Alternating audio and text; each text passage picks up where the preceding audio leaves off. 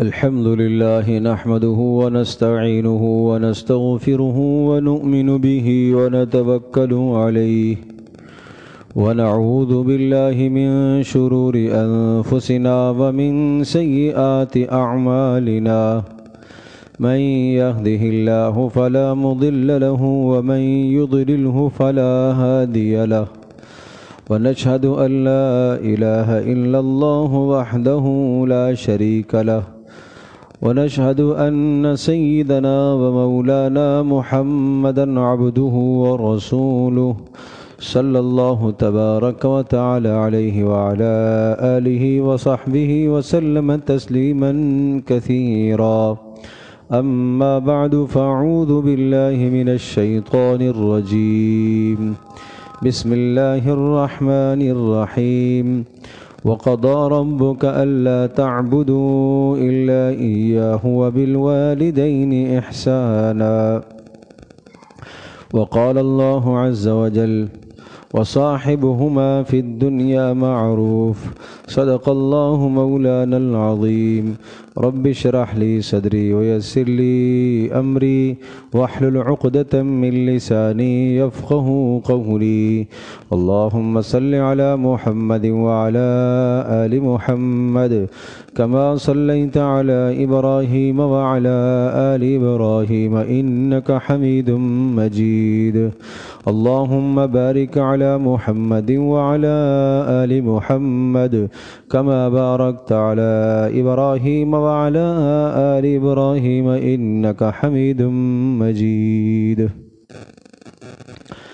گرامی قدر حاضرین و سامعین، گزشتہ جمعوں سے ایک اہم مضمون چل رہا تھا کہ اصلاح معاشرہ کے وہ اہم اور بہترین اصول اور ضابطے اور قانون کیا ہیں. چنانچہ ان اصولوں میں سے ایک اصول یہ بیان ہوا تھا کہ اس کائنات میں، اس دھرتی میں بالادستی صرف اللہ کے حکم کی ہو، سب سے بلند ترین اللہ کا حکم. اس کے بعد ماں باپ کے حقوق پر بات چل رہی تھی کہ اسلام یہ چاہتا ہے کہ معاشرے میں آپ اپنے والدین کے حقوق بھی ادا کریں. توحید و رسالت کے بعد بڑا حق ماں باپ کا ہے. ماں باپ کی زندگی میں کیا حقوق ہیں، اس کی کافی تفصیل گزشتہ کئی جمعوں میں آ چکی. رسول اکرم صلی اللہ تعالیٰ علیہ وسلم نے اپنی امت کے لیے اتنی خیریں جمع فرمائی ہیں، اتنی خیریں جمع فرمائی ہیں کہ ماں باپ دنیا سے رخصت ہو جائیں تو انہیں آپ کیا تحفہ بھیج سکتے. اس پر بھی رسول اللہ صلی اللہ علیہ وسلم نے رہنمائی فرمائی اور مبارک اعمال عطا فرمائے کہ اگر آپ کے والدین مکرمین یا دونوں میں سے کوئی ایک دنیا سے رخصت ہو گیا، اب آپ کا ان سے تعلق ٹوٹا نہیں ہے، بلکہ تعلق اسی طرح سے اعمال کے ذریعے سے استوار کیا جا سکتا ہے. رسول اللہ صلی اللہ تعالی وسلم نے بہترین 5 تحفے عطا فرمائے ہیں کہ ماں باپ کے مرنے کے بعد یہ 5 باتیں ان کے ساتھ آپ کرتے رہے. آج ان 5 میں سے ہم کوشش کریں گے کہ 2 باتوں پر ہم بات کر لیں. ایک صحابی آئے اور انہوں نے کہا اللہ کے رسول حل بقیہ شیء من بر علی والدیہ، کیا ماں باپ کے اوپر، ماں باپ کی جو میرے ذمہ داریاں ہیں، یا یوں کہیے کہ کوئی ایسی نیکی باقی رہ گئی ہے کہ ابرہما بعد موتہما، ماں باپ کے مرنے کے بعد میں ماں باپ کے ساتھ نیکی کرتا رہوں اور میرا تعلق اور رابطہ ان سے قائم رہے. رسول اکرم صلی اللہ علیہ وسلم نے ارشاد فرمایا نعم، بالکل ہے کہ ماں باپ کے مرنے کے بعد آپ کا تعلق ماں باپ سے ٹوٹا اور ختم نہیں ہوا. کتنا خوبصورت اور مبارک دین ہے. جیسے ماں باپ کے ہوتے ہوئے آپ ان کی خدمت کرتے تھے اور ان کی ضرورت کو پورا کرتے تھے، اب اس دنیا سے رخصت ہونے کے بعد ان کی جو آخرت کی ضرورت ہے وہ آپ پوری کر رہے، اور یہاں سے آپ اعمال کا ہدیہ اور تحفہ ان کو بھیج رہے. تو خدمت ماں باپ کی کرنا اور مالی جانی خدمت کر کے کھلانا پلانا خوش رکھنا، یہ کیا تھا؟ یہ سب ماں باپ کو راحت پہنچانے کے لیے، ان کی ضرورت کو اولاد پورا کر رہی ہے۔ تو ماں باپ جب دنیا سے رخصت ہو گئے تو اب آخرت میں ان کی دنیا سے بھی زیادہ بڑی ضرورت ہے۔ اس کے لیے رسول اللہ صلی اللہ علیہ وسلم نے 5 باتیں ذکر فرمائی۔ تو صحابی نے جب پوچھا تو آپ نے ارشاد فرمایا بالکل ہے، ماں باپ کے مرنے کے بعد بھی آپ ان کے حقوق ادا کرتے رہیں۔ اللہ کے رسول کیا ہیں؟ آپ نے ارشاد فرمایا الصلاۃ علیہما، ماں باپ کی درجات کی بلندی اور ان کی رحمت کی دعا کرتے رہنا۔ ماں باپ کی درجات کی بلندی اور ان کی رحمت کے لیے اللہ تبارک و تعالیٰ ان پر مہربان ہو جائے، یہ دعا ان کے لیے کرتے رہنا، اس دعا کو ترک نہیں کرنا۔ تو یہ ہم سب کی ضرورت ہے۔ جن کے والدین مکرمین دنیا سے رخصت ہو چکے، اولاد قیامت کے دن اللہ کے دربار میں جب جائے تو ماں باپ کی فرما بردار کہلائے گی جب اس نے اپنے ماں باپ کے لیے یہ دعا کی ہوگی، رحمت کی دعا، اے اللہ ان پر رحم فرما۔ اور رحم فرمانے میں آپ بہترین دعا ہے رب ارحمہما کما ربیانی صغیرا، یہ سب سے بہترین دعا ہے ماں باپ کے اوپر رحم کی دعا۔ جب آپ اللہ سے مانگیں تو سب سے بہترین دعا یہ ہے، اور یہ وہ مبارک دعا ہے جو اللہ تبارک تعالیٰ نے رسول اکرم صلی اللہ تعالی وسلم کو سکھائی ہے، حکم دیے۔ تو اس لیے اس دعا کا اہتمام فرمائیں، رب ارحمہما کما ربیانی صغیرا، اے اللہ ان پر رحم فرما، اس لیے کہ انہوں نے بچپن میں میری تربیت کی ہے۔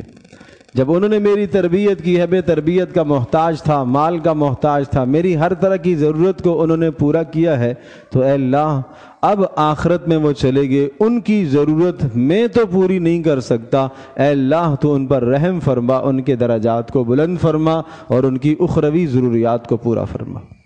آپ کی ان دعاؤں سے ان کو فائدہ پہنچے گا، یہ آپ کی دعائیں ماں باپ تک پہنچائی جائیں گی۔ دوسری بات آپ نے ارشاد فرمائی والاستغفار لہما، ماں باپ کے لیے بخشش اور مغفرت کی دعا کرتے رہنا، یہ دوسرا حق ہے۔ مرنے کے بعد ان کی بخشش اور مغفرت کی دعا کرتے رہنا، اس پر میں تھوڑی سی تفصیل عرض کرتا ہوں۔ کسی شخص کی بخشش اور مغفرت کے لیے دعا کرتے رہنا، اس کی بہت بڑی فضیلت ہے۔ چاہے جائے کہ ماں باپ کی بخشش اور مغفرت کی آدمی دعا کرے، اگر عام انسان کی بخشش اور مغفرت کی دعا کرتا ہے تو اس پر کیا ملتا ہے، سنیے گا۔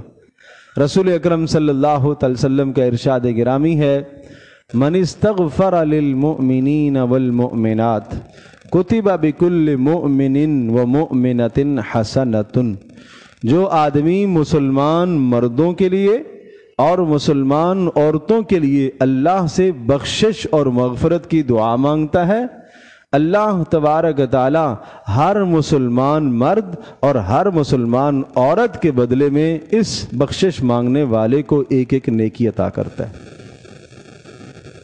تو دن میں اگر آپ نے 5 نمازوں میں یہ دعا پڑھ لی ربنا اغفر لی ولوالدی وللمؤمنین یوم یقوم الحساب، اے بے دہانی سے نہیں پڑھا کرو، پڑھتے تو ہیں بے دہانی سے پڑھتے، دھیان جما کر کہ میں کیا مانگ رہا ہوں، ربنا اغفر لی ولوالدی، میں پڑھ تو رہا ہوں لیکن میں کیا مانگ رہا ہوں اللہ سے، پتہ تو ہونا چاہیے مانگنے والے کو میں کیا چیز مانگ رہا ہوں۔ یہ کوئی وظیفہ نہیں ہے کہ بس آپ نے یہ پڑھ لیا، نہیں، دعا تو ایک کیفیت کا نام ہے، دعا تو ایک سوال کا نام ہے۔ کوئی آدمی آپ سے کہتا ہے یا کسی بھی حاجت مند سے کہتا ہے، یہ پرچہ بڑا لکھ کے دے دیتا ہے کہ یہ جاؤ اور یہ جا کے بادشاہ کے سامنے پڑھ لو گے تو تمہارا کام بن جائے گا، تو پڑھنے والا آخر سوچے گا تو صحیح بھائی اس میں ہے کیا، کہیں ایسا تو نہیں ہے میں گالی تو نہ دوں بادشاہ کو، مجھے سمجھ میں تو آئے کہ یہ کیا میں کہہ رہا ہوں بادشاہ کو، مجھے اس کا مطلب سمجھاؤ۔ تو کم از کم مفہوم تو آدمی کو سمجھ میں آئے کہ میں اللہ تبارک و تعالیٰ سے کیا مانگ رہا ہوں. ربنا اغفر لی ولوالدی وللمؤمنین یوم یقوم الحساب. اے اللہ میری بھی اور میرے ماں باپ کی اور تمام کے تمام مسلمانوں کی بخشش اور مغفرت فرما. جب یہ دعا آپ 5 مرتبہ پڑھیں گے تو ماں باپ کے لیے بخشش کی دعا بھی ہو رہی ہے اور ساتھ ساتھ ساری دنیا کے مسلمان مردوں اور عورتوں کے لیے بھی دعا ہو رہی ہے, اور ہر مسلمان مرد اور عورت کے بدلے میں آپ کو ایک ایک نیکی مل رہی ہے. یہ رسول اکرم صلی اللہ علیہ وسلم کا فرمان مبارک. اور 2 فائدے سنیے, بڑے اہم 2 فائدے, اور وہ 2 ایسے مبارک فائدے ہیں ہر آدمی کو ان کی ضرورت ہے. آج ہم رسول اللہ صلی اللہ تعالی علیہ وسلم کی تعلیمات سے بہت پیچھے چلے گئے, ناواقفی ہے, معلوم نہیں ہے, لیکن اب معلوم ہونے کے بعد یاد بھی رکھنا چاہیے, اہتمام بھی کرنا چاہیے.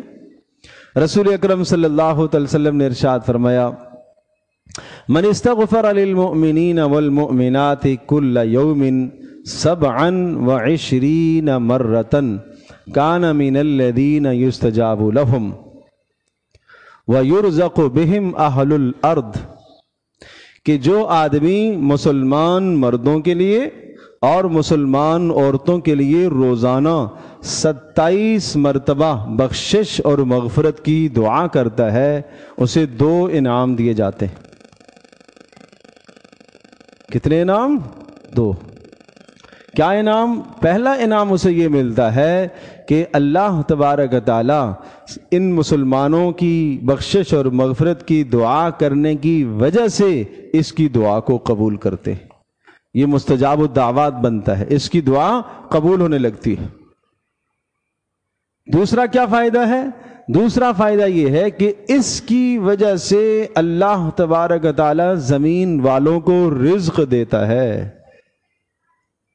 تو گویا کہ 2 حدیثوں میں 3 فائدے ہو گئے سارے مسلمانوں کے لیے. جب آپ بخشش کی دعا کریں گے, ایک فائدہ تو یہ ہوا کہ ہر مسلمان مرد اور عورت کے بدلے میں اس دعا کرنے والے کو ایک ایک نیکی ملتی ہے. نمبر 2, اس کی دعائیں قبول ہوتی ہیں. نمبر 3, اس کی وجہ سے رزق میں وسعت ہوتی ہے, اس کی وجہ سے زمین والوں کو رزق دیا جاتا ہے, رزق کی فراوانیاں ہوتی ہیں. تو مجھے آپ یہ بتائیے کہ اگر آج رزق کی تنگی میں تو ہر کوئی مبتلا ہے, ہر آدمی اس سلسلے میں پریشان ہے, دیگر وظائف کی جگہ پر اور دیگر وظائف اور دیگر اعمال کے ساتھ ساتھ یہ مبارک عمل بھی اگر ہم اپنی زندگی میں لے کر آئیں اور رسول اکرم صلی اللہ علیہ وسلم کی اس حدیث پر ایمان اور یقین ہو کہ پیارے نبی صلی اللہ علیہ وسلم نے بتلایا کہ مسلمان مردوں اور عورتوں کے لیے جو روزانہ 27 مرتبہ بخشش کی دعا کرتا ہے اس کو 2 عظیم انعام ملیں گے.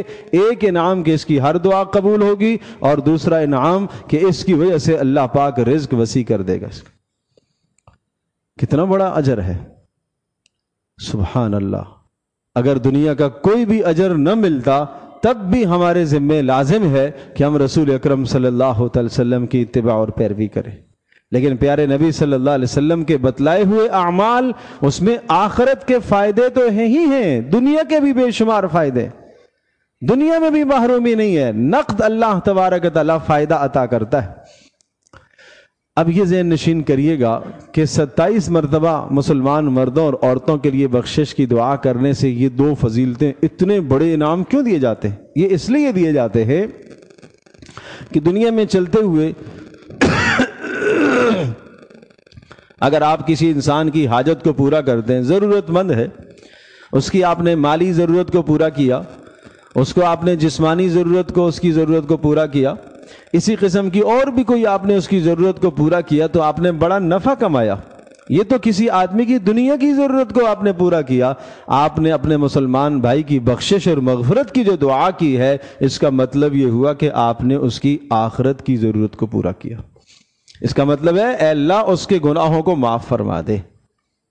تو ہمیشہ دعاؤں میں وسعت رکھا کرو, دعاؤں میں صرف اپنی ذات کے لیے دعا نہ مانگا کرو. جب بھی ہماری دعا ہو اس دعا کے اندر سارے مسلمانوں کے لیے دعائیں کیا کرو.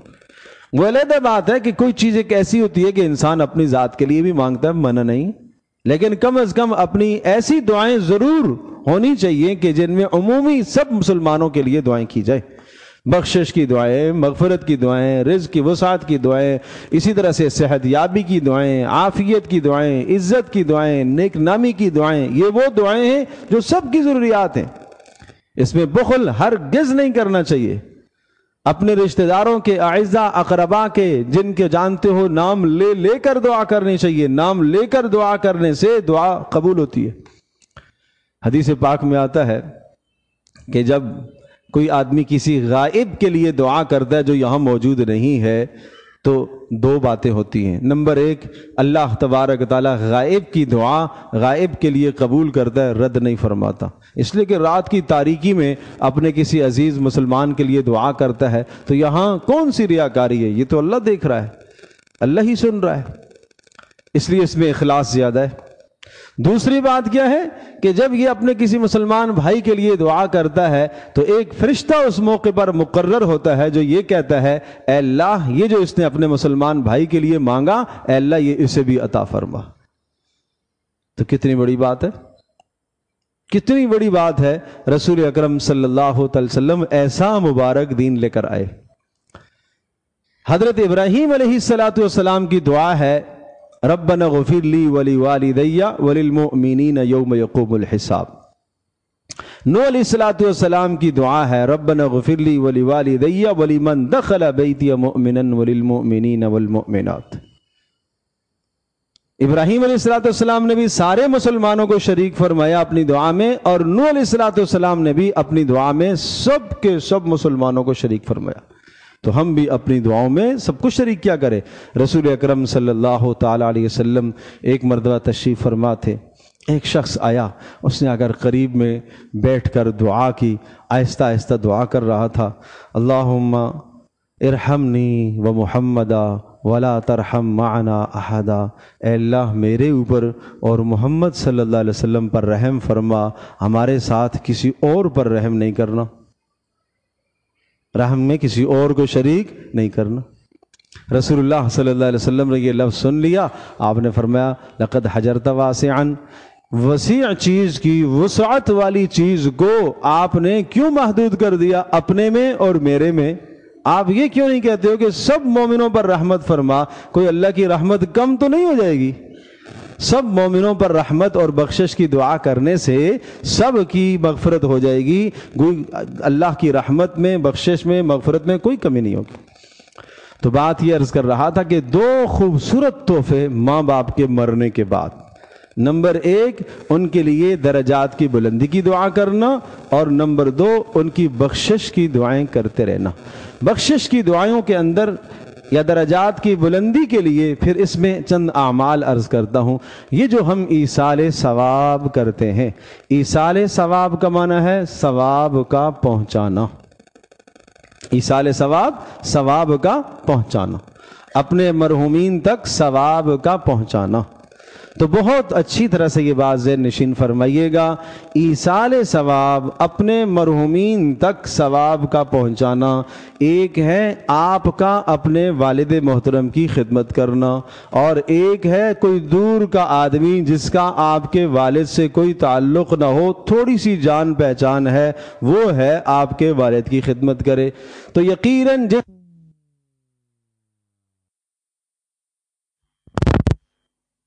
یقین جانیے وہ جو 50 قرآن ختم کیے گئے ہیں، کس نے کس نیت سے کس طرح سے پڑھا ہے؟ آپ نے صرف ایک سورہ اخلاص پڑھی، اللہ کی قسم یہ ایک سورہ اخلاص ان سب پر بھاری ہے، یہ طے شدہ بات ہے۔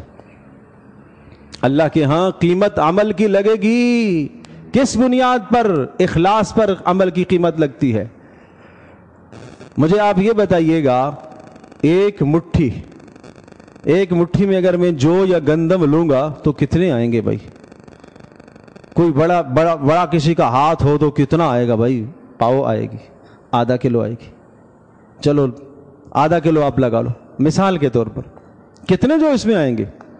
پیارے پیغمبر صلی اللہ تعالی علیہ وسلم فرما رہے کہ میرا صحابی اگر ایک مٹھی بھر جو صدقہ کرے اور تم احد پہاڑ جتنا صدقہ کرو، آنے والے جو میرا صحابی نہیں ہے، جس نے مجھے دیکھا نہیں ہے، بن دیکھے ایمان لایا ہے، اس کا بعد میں آنے والے کا احد پہاڑ جتنا صدقہ، اور میرے جو ساتھی کا صدقہ ہے، میرے صحابی کا ایک مٹھی بھر صدقہ، یہ آنے والے کے احد پہاڑ پر بھاری ہوگا۔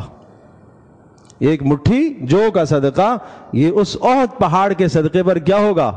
بھاری ہوگا۔ کیوں؟ یہ زیادہ وزنی ہے۔ صحابی کا عمل زیادہ وزنی ہے۔ کیوں؟ اس کا یقین ہے، اس کا اخلاص ہے، اللہ کی ذات عالی پر اس کا بھروسہ ہے، محمد رسول اللہ صلی اللہ علیہ وسلم سے اس کی محبت ہے، اس وجہ سے اس کے عمل کی قیمت بن گئی ہے۔ تو میرے عزیز دوستو اور بزرگوں، عمل میں قیمت پیدا ہوتی ہے، طاقت پیدا ہوتی ہے، جان پیدا ہوتی ہے، وزن پیدا ہوتا ہے عمل میں، کس پر؟ اخلاص کی وجہ سے۔ اور جو اخلاص اور جو درد بیٹے کو ہے، بیٹی کو ہے، بیوی کو ہے، وہ کسی دوسرے کو نہیں ہو سکتا۔ یہ فطرت ہے، نہیں ہو سکتا۔ آپ جانتے ہیں کہ کیوں جنازہ پڑھانے کا حکم ہے؟ کون جنازہ پڑھائے؟ وارث پڑھائے۔ پہلا حق ہے، بڑا حق ہے، وارث جنازہ پڑھائے۔ اگر پڑھا سکتا ہے تو وارث جنازہ پڑھائے۔ کیوں؟ جب وہ یوں پڑھے گا اللہم اغفر لحینا،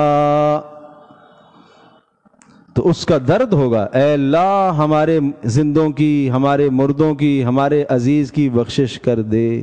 وہ چاہے گا بخشش کا ہو جانا، وہ جو دل سے پڑے گا، اندر سے جو دعا نکلے گی وہ اثر رکھے گی، اور وہ سیدھی اللہ کے عرش کے پاس پہنچے گی، جس کے دعا اور اللہ پاک کے پاس پہنچنے کے بیچ میں کوئی حائل واقع نہیں ہوگا۔ اور ایک عام آدمی جنازہ پڑھائے گا، وہ درد کہاں سے لائے؟ وہ درد کہاں سے لائے؟ جو بیٹے کو باپ کے مرنے کا درد ہے، وہ دوسرا آدمی کہاں سے لائے؟ یہ تو فطرت ہے۔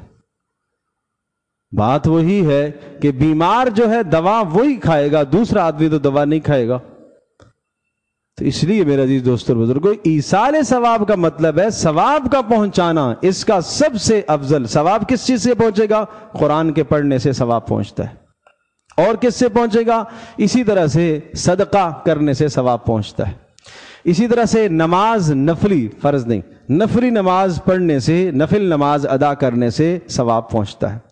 حج کرنے سے ثواب پہنچتا ہے، عمرے سے ثواب پہنچتا ہے۔ یہ سب اعمال ایصال ثواب کے ہیں۔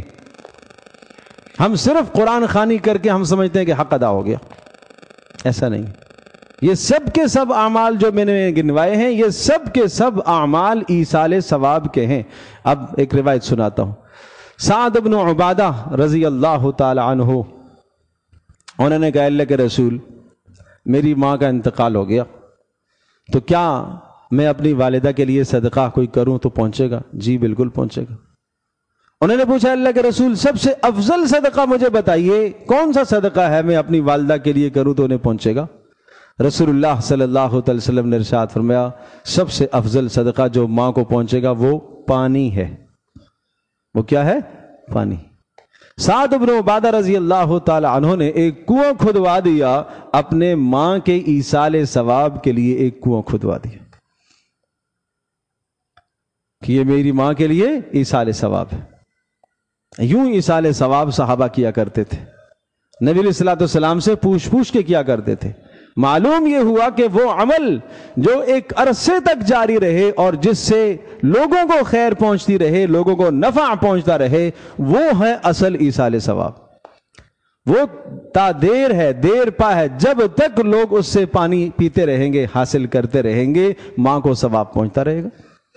اسی طرح سے کسی نے کوئی مسجد بنوا لی، یہ تا زندگی ہے۔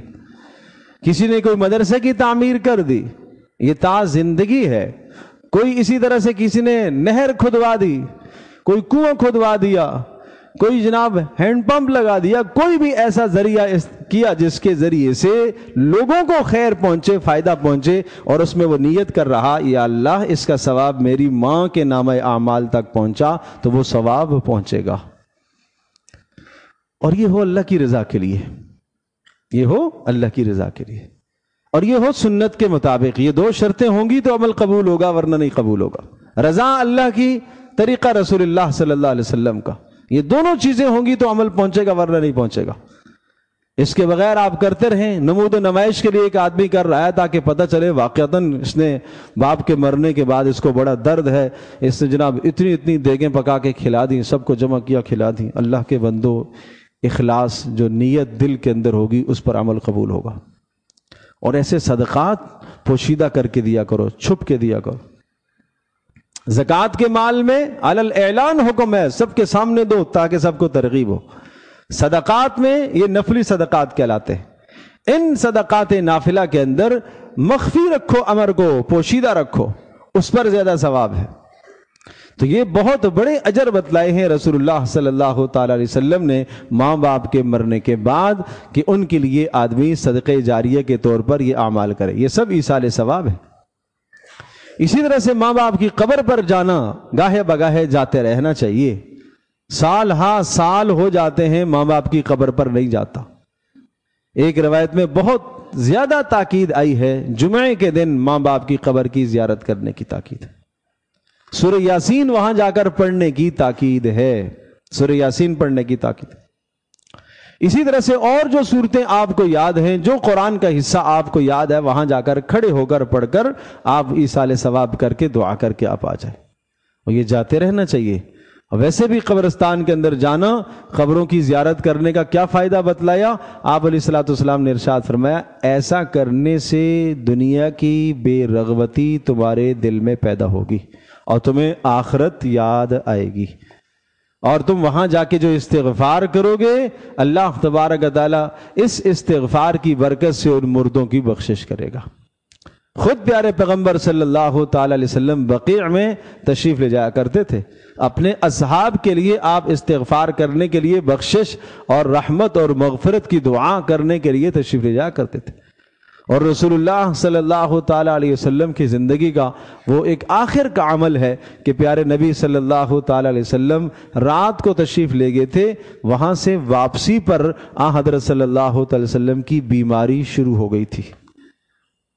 بدھ کا دن تھا، پیارے نبی صلی اللہ تعالی علیہ وسلم واپس آ رہے تھے تو راستے میں آپ علیہ السلام کو تکلیف شروع ہو گئی، بخار شروع ہوا، سر میں درد ہونا شروع ہوا، اور پھر یہی حضرت صلی اللہ تعالی علیہ وسلم کی مرض وفات تھی۔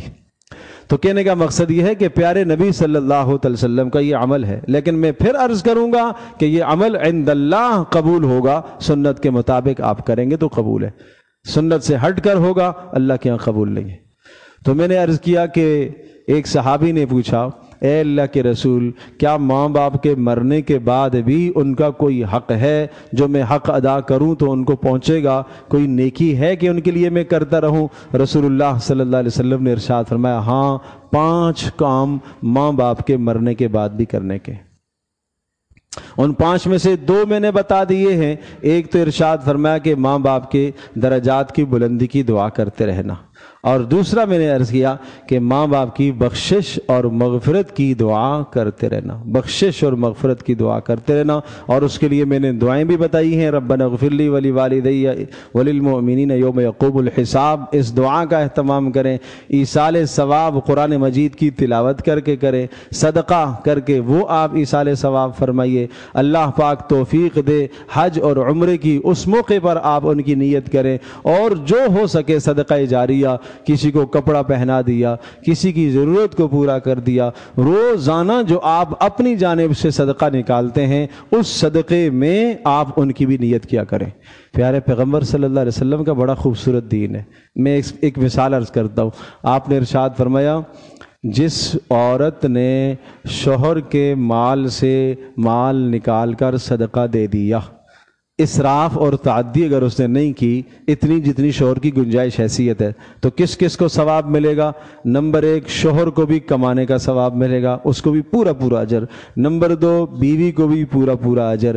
نمبر 3، خازن اور چوکیدار، یا یوں کہیے کہ جس کے پاس پیسہ رکھا گیا ہے، جو پیسے کی نگہداشت کرتا ہے، اور جس سے اس بیوی نے لے کر دیا ہے۔ اس زمانے میں ہوتا تھا گھر کے اندر لوگ ملازم اپنے خادم اور نوکر رکھتے تھے، اور وہ غلام ہوا کرتے تھے جو ان ساری چیزوں کو بھی دیکھتے تھے، تو کہا اس کو بھی پورا پورا اجر ملے گا۔ تو رسول اللہ صلی اللہ علیہ وسلم کا ایسا مبارک دین ہے، جب آپ ایصال ثواب فرمائیں گے اپنے آپ کو بھی ثواب ملے گا، ماں باپ کو بھی ملے گا، جتنے لوگ اس میں شریک ہوں گے، اور جن جن کے لیے آپ نے دعائیں کی ہیں، جن جن کو آپ نے اپنی دعاؤں میں شریک کیا ہے، مانا یہ آپ نے کہا کہ اے اللہ سب مسلمان مردوں کی عورتوں کی بخشش فرما اور میرے ماں باپ کی بخشش فرما، تو اس کا کیا ہے، ہر مسلمان مرد اور عورت کے بدلے میں آپ کو ایک ایک نیکی ملے گی، اور کیا ملے گا، آپ مستجاب الدعوات کہلاؤ گے، اور کیا ہوگا، آپ کی وجہ سے اللہ پاک رزق وسیع فرما دے گا۔ تو یہ کتنی خوبصورت نعمتیں ہیں، ان پر عمل کرنے کی کوشش فرمائیں، اور بقیہ 3 چیزیں انشاءاللہ زندگی رہی تو آئندہ جمعے میں ہم عرض کریں گے۔ وآخر دعوانا الحمدللہ۔